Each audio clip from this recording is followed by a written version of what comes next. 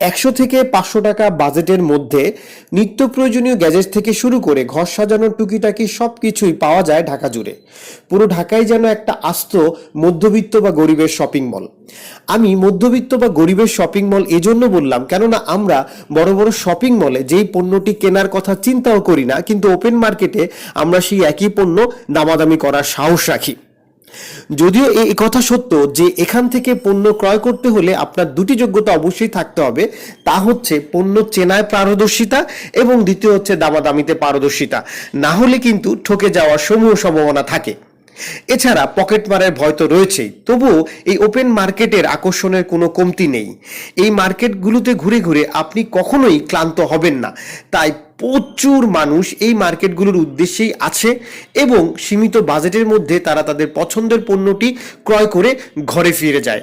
আপনিও আসুন, ঘুরে দেখুন ওপেন মার্কেট।